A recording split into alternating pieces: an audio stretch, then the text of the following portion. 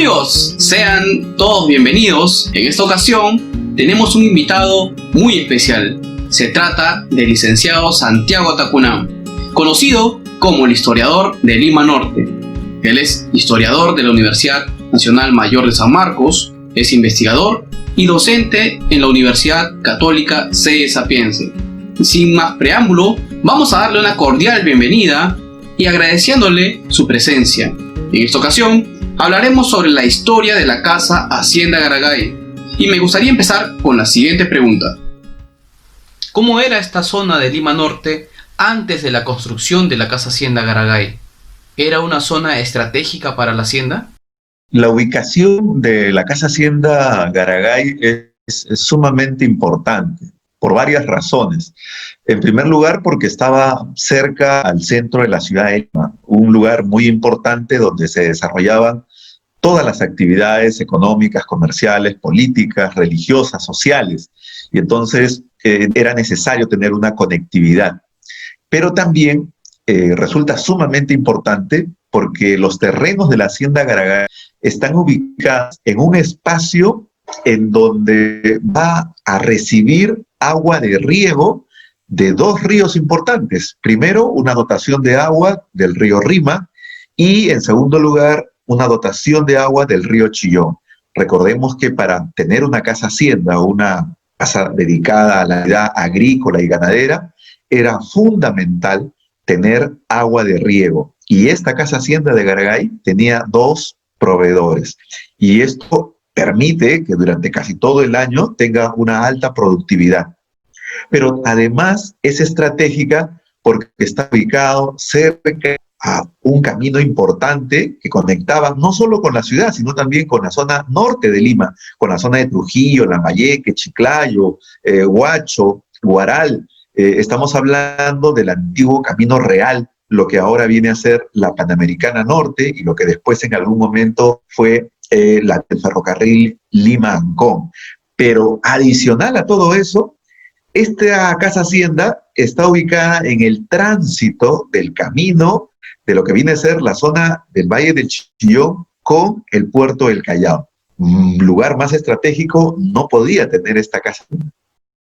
Antiguamente, las instalaciones de lo que después vendría a ser durante la colonia la Casa Hacienda Garagay era una zona agrícola que estaba consignada dentro de los antiguos señoríos de los de Goyi, del señor de Chuquitanta, una zona altamente productiva. Y que cuando llegan los españoles, lo único que hacen es darle esta continuidad, ¿no? De producción agrícola. No debemos olvidar además que este lugar, antes de los españoles, estamos hablando miles de años atrás, va a ser utilizado como un gran centro administrativo, un centro religioso, por antiguas sociedades. Fruto de eso está justamente la evidencia monumental del Centro Arqueológico Garagay, uno de los sitios más importantes de Lima Norte, con una estructura en forma de U, tiene iconografías que nos remontan a los antecedentes de la cultura in, ¿no? Y entonces estamos hablando de un lugar muy, muy, muy importante. Licenciado Santiago, ¿nos puede comentar sobre la historia de la Casa Hacienda Garagay y quiénes fueron sus propietarios? Bueno, la Casa Hacienda Garagay debemos de mencionar que es la única evidencia arquitectónica como casa hacienda que existe en el distrito de Los Olivos. Lamentablemente, otras casas hacienda, como la Hacienda Pro, por ejemplo, solo queda su capilla. La Hacienda Snapuquio prácticamente ha sido devorada por el crecimiento urbano. La Hacienda Chavarría, que estaba ubicado en la avenida Angélica Gamarra, pues, prácticamente quedan algunas evidencias muy pequeñitas, ahora es un centro médico. Pues haciendas como Naranjal, Infantas, prácticamente han desaparecido. No se conoce con exactitud quiénes fueron los dueños originales de esta casa hacienda, pero a partir del siglo XVIII, documentos en el Archivo General de la Nación nos dan cuenta de que el propietario era el señor Álvaro de Alarcón y Ayala. A inicios del siglo XVIII, él tenía el pleno dominio de esta hacienda.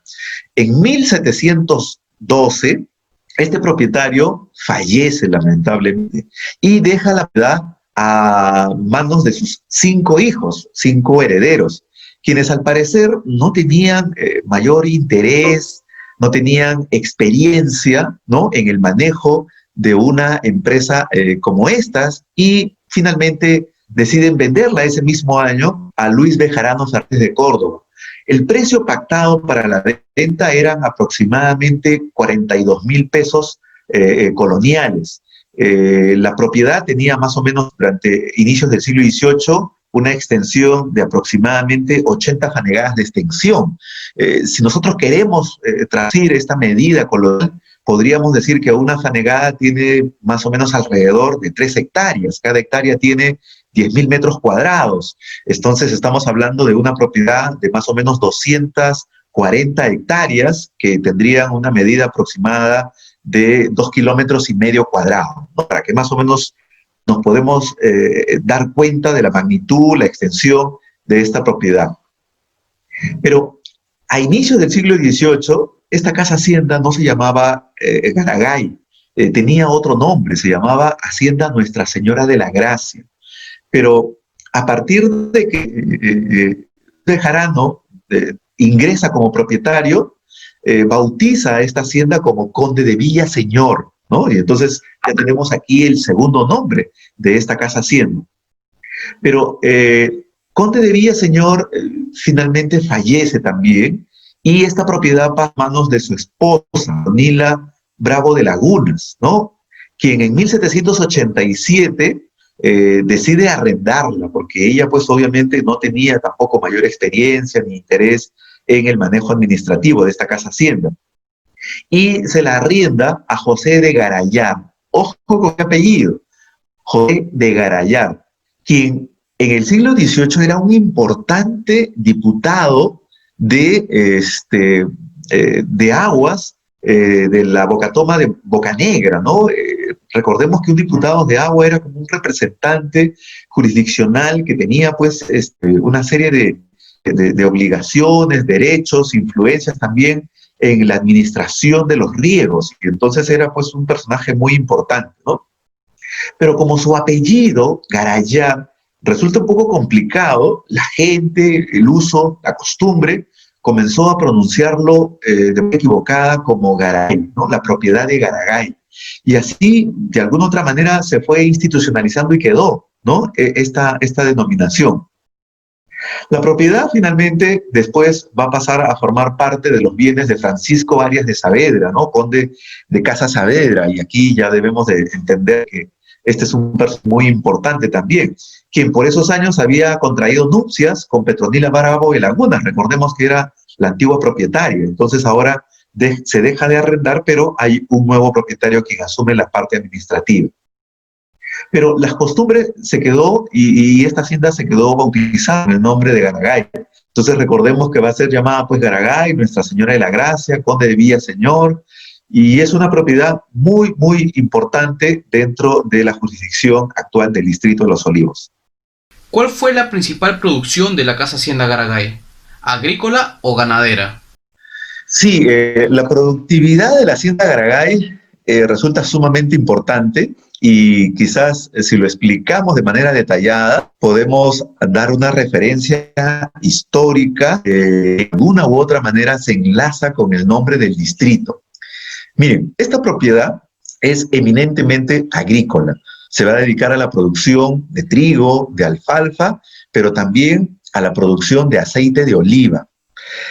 Recordemos que el aceite de oliva era, pues, para la época colonial, un elemento muy importante que partía, no como ahora, para el tema de uso gastronómico, era utilizado como combustible para iluminar la ciudad.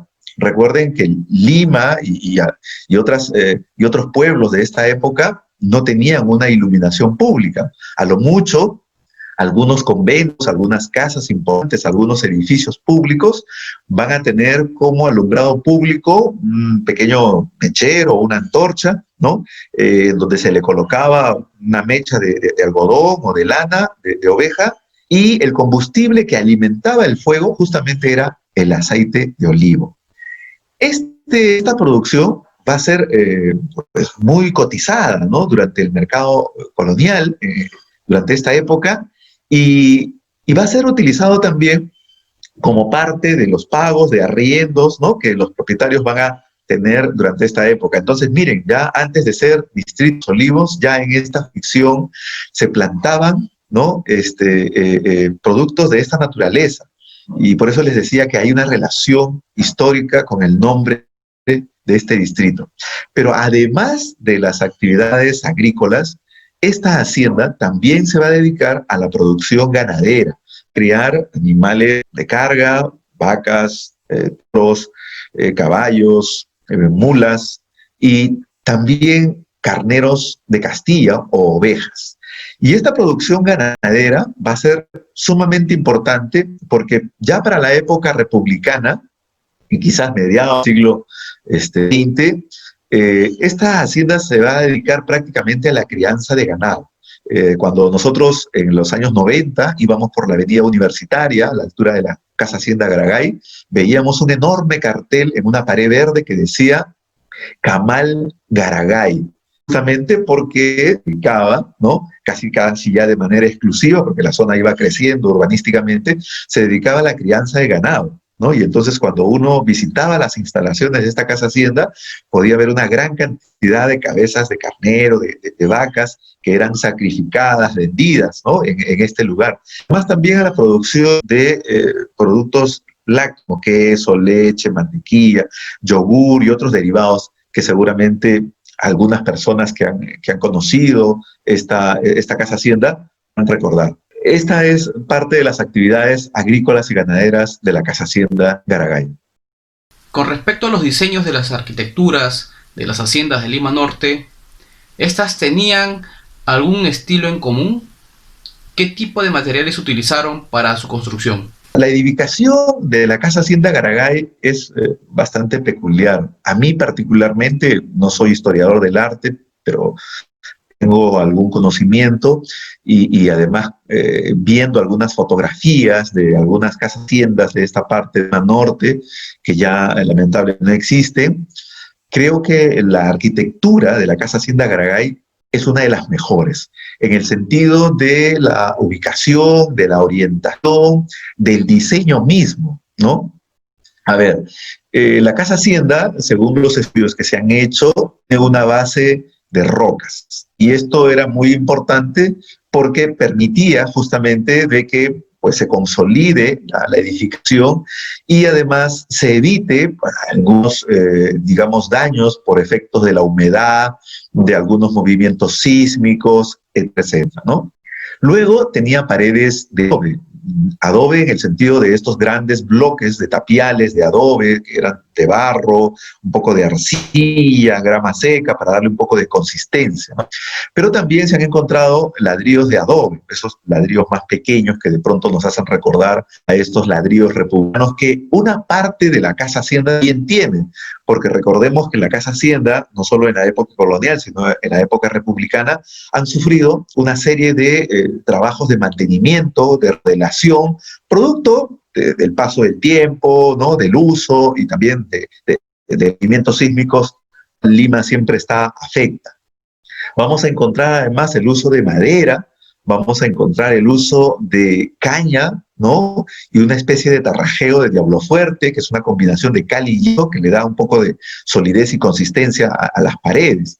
En algunas partes del edificio, sobre todo en la segunda planta, vamos a encontrar el uso de quinchas, ¿no? Este es un elemento constructivo que pues, los españoles se creen los que han desarrollado a su llegada en Lima, pero sin embargo, en los estudios arqueológicos de algunas sociedades como Maranga, ¿no? Como de la cultura Lima, se han encontrado evidencias ya del uso de quincha. Entonces, había una discusión que habría que dilucidar, pero usa también quinchas, sobre todo en la segunda planta, para dar algo más de aligeramiento de peso, ¿no? Sobre todo para poder resistir la estructura edificación. Y en la parte superior de un mirador. Tiene además alegorías de arcos de medio punto, ¿no? Tanto en el primer como en el segundo nivel, y el mirador era sumamente importante porque permitía la visualización de la llegada de las embarcaciones en el puerto del Callao. Cosa que pronto era una noticia que era aprovechada porque de pronto había que ir a coger algunos productos o se enteraban de la visita de algún personaje importante, en fin. Los miradores van a ser una cosa bastante peculiar en algunas casas en el centro de la ciudad, ¿no? Que permitía justamente tener esta explicación de referencia geográfica, también de recojo de información. Y esta peculiaridad es única, como te digo, en la Casa Hacienda Garagay en Lima Norte. ¿Qué posturas tomaron las haciendas de Lima Norte durante la independencia del Perú? Y posteriormente, a los inicios de la época republicana, ¿cómo les fue durante la reforma agraria? Durante la época de independencia, en el escenario que se estaba viviendo, donde había pues una serie de noticias, rumores, que corrían por toda la ciudad, las haciendas no van a ser ajenas a esta situación. Más aún porque los ñoles intentaban darle seguridad a la ciudad de Lima.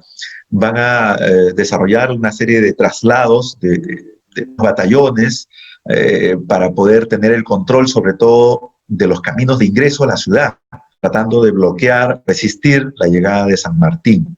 Para el caso de Lima Norte, un lugar muy importante va a ser pues la hacienda Napuquio, que también se encontraba dentro de la jurisdicción del distrito de Los Olivos. Lamentablemente esta casa ya no existe, pero se tiene referencia de que aquí se van a reunir los altos oficiales del ejército español, quienes finalmente van a dar el primer golpe de Estado en toda esta parte de América, ¿no? Donde van a destituir al virrey Pezuela, nombrar en su lugar al virrey La Serna. Y eso se va a dar dentro de las instalaciones de Aznapuc. Otro lugar importante va a ser la hacienda Punchauca, ¿no? Donde justamente el virrey La Serna va a tener este encuentro, esta conversación con el libertador San Martín. En el caso particular de la hacienda Garagay, no va a tener tanto protagonismo, ¿no? como estas otras dos haciendas que te he mencionado, pero sin embargo va a ser visitada por las fuerzas realistas tratando de pedir la ayuda necesaria, llámese en alimentos, en soldados, en cursos económicos, para poder resistir, ¿no? Y poder mantener el Estado luchado por los españoles. Pero también va a recibir la visita del Ejército Libertador, quienes también van a solicitar la ayuda de los propietarios de las haciendas y de los vecinos de la ciudad de Lima, ¿no? Entonces entenderás que las casas haciendas van a estar un poco en medio de estos enfrentamientos, de estas rivalidades, de estas pugnas de intereses totalmente opuestos. Muchas de ellas pues van a sacar banderas de acuerdo al momento, ¿no? Cuando está el Ejército Libertador sacará una bandera de la independencia, de la libertad, y cuando está el Ejército Español también sacará la fidelidad al rey de España, ¿no? En este juego era prácticamente lo que los propietarios tenían que manejarse, pero durante ya la reforma agraria, muchas de estas haciendas, incluidas Garagay, van a comenzar a dirigirse, a urbanizarse, ¿no? Tratando de evitar los efectos de la reforma.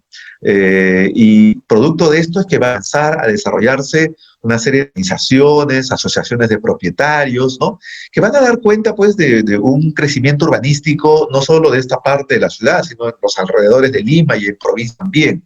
Entonces, vemos que las haciendas están dentro de una dinámica de crecimiento, dentro de una dinámica política, social, económica, y que están muy organizadas en la historia del Perú, y que creo que entender la historia del Perú justamente también es entender la historia de estas haciendas, ¿no?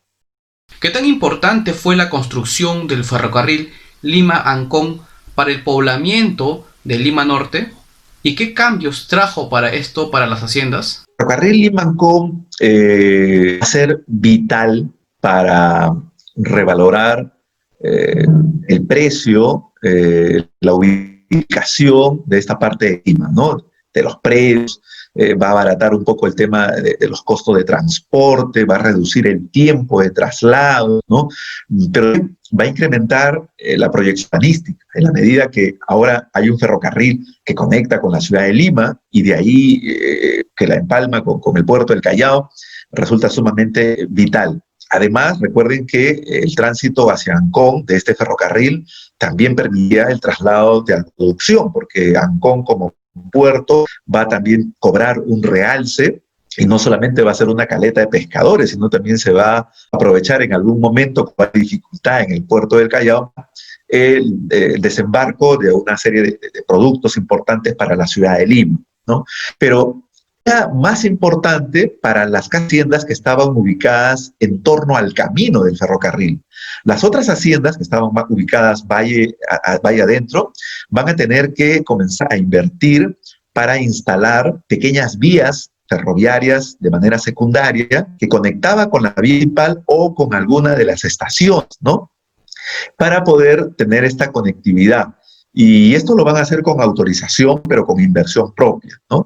Y entonces ya estas haciendas, como las que están ubicadas en la parte media, por ejemplo, en la zona de Punchauca, lo que viene a ser las de Chocas, Caudivía, ¿no? Estas haciendas van a estar conectadas con el ferrocarril, así como la hacienda Pro, la hacienda Naranjal, Infantas también va a tener una conectividad.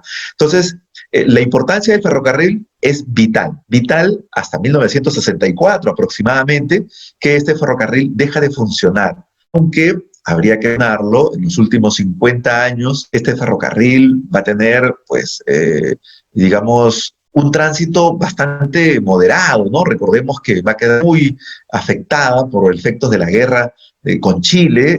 Este ferrocarril no se va a recuperar del todo en su infraestructura y en algunos momentos va a servir sobre todo para trasladar a población que iba a veranear del centro de la ciudad, a la clase aristocrática, al Valle de Ancón, uno de los balnearios más importantes no solo del Perú, sino también de Sudamérica, ¿no? Y esa es la importancia, ¿no? Y importancia que, como te digo, llega hasta 1964. ¿En qué debería convertirse la Casa Hacienda Garagay Bajo si fuera restaurada? Restaurar la Casa Hacienda Garagay es una necesidad impostergable. No existe una casa hacienda en el Valle de Chillón que haya podido ser restaurada. Y creo que esta experiencia podría servir como un piloto que podría animar incluso al mismo Ministerio de Cultura y a las autoridades locales, distritales, para poder hacer estas alianzas estratégicas, elaborar perfiles, ¿no? Y conseguir los presupuestos para poder revalorar cada uno de los bienes arqueológicos, coloniales, republicanos que tenemos ubicados en los distritos. Hay diversos estudios, encuestas que se han hecho a especialistas, a vecinos, sobre qué uso dar, ¿no? Y creo que hay experiencias a lo largo del Perú, como por ejemplo la Casa Hacienda San José, la Casa Hacienda Hotel, que es estupenda de poder visitarla con una serie de infraestructura, de recorridos turísticos, etcétera, etcétera. Hay otras experiencias como el de la Universidad San Juan Bautista, que en algún momento adquirió la propiedad de la Casa Hacienda San Juan, Ríos, donde su sede institucional, y ha podido restaurar, reconstruir esta hermosa Casa Hacienda, ¿no? Que es difícil de olvidar porque te remonta un poco a la época colonial, porque está tan bien diseñada y tan bien restaurada que da gusto visitarla, ¿no?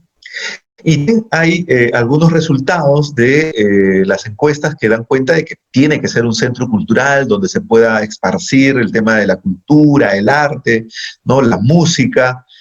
Yo principalmente también pienso que puede ser utilizado como un espacio de incentivo a la lectura, como una biblioteca comunal.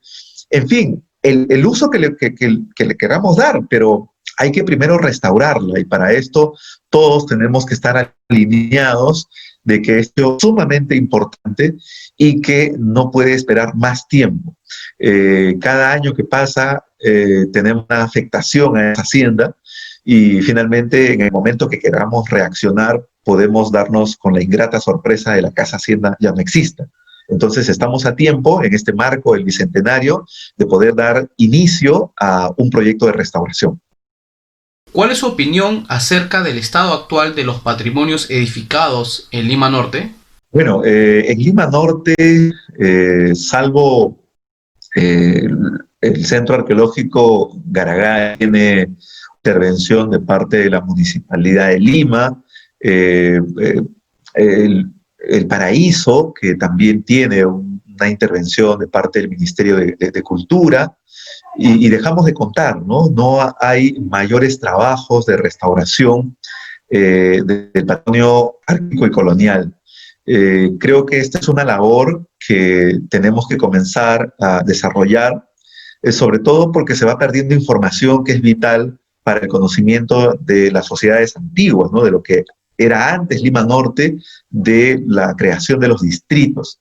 Entonces, estamos ante evidencia histórica, cultural, que es única. Y ya por solo ese hecho, deberíamos nosotros de rescatar toda la información que existe en estos lugares, ¿no? Lamentablemente, muchos de ellos han desaparecido y en algunos casos, de acuerdo a los planes de crecimiento urbanístico, han sido devorados por ellos. Pero aprovechemos los que quedan y quizás con esto podamos conseguir información vital que nos ayude a entender todo este desenvolvimiento histórico hasta la actualidad de la población que tenemos en esta parte de la ciudad. ¿Qué mensaje dejaría a las futuras generaciones sobre la preservación de la Casa Hacienda Garagay Bajo? Y yo recomiendo que la gente conozca su historia, conozca la historia del distrito, pero sobre todo conozca los antecedentes históricos, que este interés que puedan mostrar nos va a ayudar a generar un sentido de revalorización de todo lo que anteriormente existía en esta parte de la ciudad, que promuevan la conservación, que el hecho de conocer la historia implica pues de tener un legado histórico que no solamente debemos de conservar, sino mejorar. Por eso es que yo felicito que el colectivo DUPEC y todos los jóvenes que integran este colectivo tengan este interés por rescatar información histórica y darla a conocer a la sociedad. Creo que necesitamos más colectivos como este, comprometidos de manera desinteresada, para ayudarnos a alcanzar la información que de alguna otra manera ya tenemos sobre esta y otras casas haciendas, sobre centros arqueológicos, sobre personajes históricos que encierran esta parte de Lima Norte. Y yo felicito y además les genero una buena expectativa de que estos documentales van a tener un alcance que realmente ustedes se han propuesto. Muchísimas gracias, licenciado Santiago Tacunán, por compartir sus conocimientos con nosotros y esperamos poder contar con usted para próximos eventos.